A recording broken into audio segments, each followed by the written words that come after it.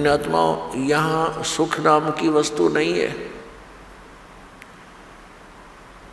और जिस सुख को हम यहाँ खोज रहे हैं उसका कितना नामो निशान नहीं। जिस कारण से अंत में ऋषि महर्षियों ने केवल सिद्धियों का सहारा लिया,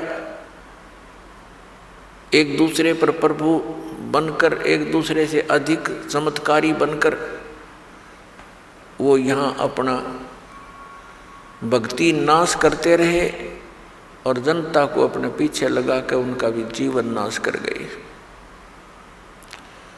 परमात्मा आते हैं, यथार्थ ज्ञान हमें बताते, लेकिन हम उसको स्वीकार नहीं करते। क्यों नहीं करते? क्योंकि हम शिक्षित नहीं थे। और जो व्यक्ति परमात्मा के मार्ग के मास्टर समझे जाते थे, ऋषि, गुरु, मंडलेश्वर, आचार्य, शंकराचार्य, वो भक्ति से अपरिचित थे, शास्त्रों से अपरिचित थे,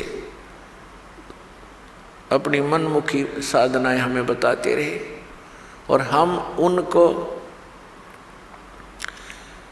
एक पहुंचे हुए महापुरुष, परम धनी मानकर हम निसंशय होकर के उनके प्रत्येक वचन का पालन करते रहे। उन्होंने हमें कुछ भी ज्ञान दिया स्वीकार्य किया, क्योंकि हमें पता नहीं था और हम उनको एक विद्वान पुरुष मानते थे। जैसे कोई रोगी डॉक्टर के पास जाता है और उस डॉक्टर ने बहुत बड़ा बोर्ड लगा रखा है, तो फिर डॉक्टर जो भी औषधि देगा तो रोगी के सामने कोई शंका का तो प्रश्न उठता ही नहीं। जो डॉक्टर औषधि देता है, जैसे उसके खाने की विधि बताता है, तो रोगी को तो खाना ही होता है। तो पुण्यात्मा, डॉक्टर की औषधि को डॉक्टर ही बता सकता है कि ये रोग नाशक है या वैसे कोई पुड़िया में राख बांध कर दे रखी है। तो ये दास भी डॉक्टर है अध्यात्म मार्ग का। हम सभी प्राणियों को जन्म और मृत्यु का रोग लगा हुआ है, और जब तक जन्म और मृत्यु का नाश, ये अंत नहीं होगा, तब तक हम परम शांति को नहीं प्राप्त कर सकते। तो पुण्यात्माओं, इस दीर्घ रोग के नाश की कौन सी औषधि है, कौन सा उपचार है, अर्थात जन्म मरण के रोग का नाश करने वाले कौन से मंत्र हैं या पूजाएं हैं, कौन सी साधनाएं हैं, उनका प्रमाण कहाँ है और किन किन महापुरुषों ने इस औषधि का सेवन किया, अर्थात इस साधना का प्रयोग किया, और कौन कौन पार हुए। जैसे कोई डॉक्टर होता है, वो औषधि देता है और रोगी बहुत दुखी होता है, तो वो बताता है, वैद्य बताता है कि एक व्यक्ति फलाने गांव का, उसका ये नाम है, उसके यही रोग था, उसने ये औषधि खाई थी, वो ठीक हो गया। ऐसे कई व्यक्तियों के नाम बताता है। तो वो व्यक्ति जो रोगी है, उसको दृढ़ता आती है कि इसी रोग का रोगी ऐसे ऐसे गाँव में वो भी ठीक हुआ है।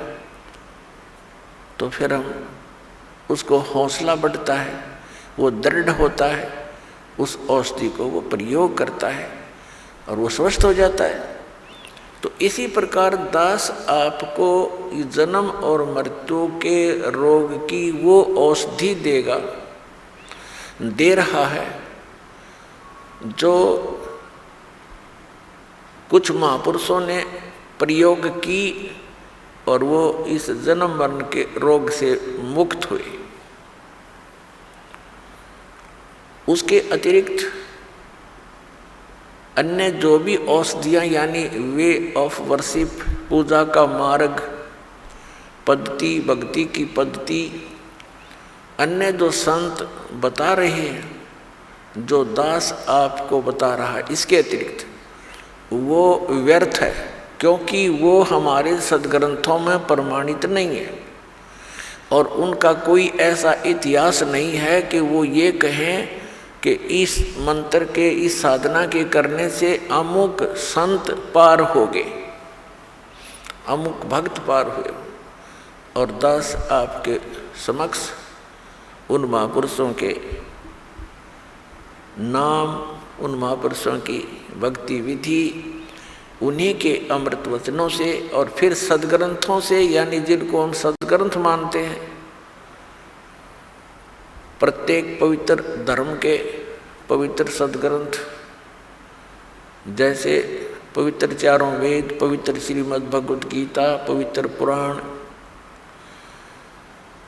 पवित्र कुरान, पवित्र बाइबल, पवित्र गुरु ग्रंथ साहिब आदि। तो पुण्यात्माओं, मुझ दास का एक ही प्रयत्न है कि जनता आज शिक्षित है, श्रद्धालु सब अक्षर ज्ञान युक्त है, हमारे सदग्रंथ हमारे पास उपलब्ध हैं और हम आसानी से निर्णय कर सकते हैं कि कौन सी साधना किस महापुरुष ने की जिससे उसका मोक्ष हुआ। ये दास आपके रूबरू करेगा, आप बहुत आसानी से समझ जाओगे।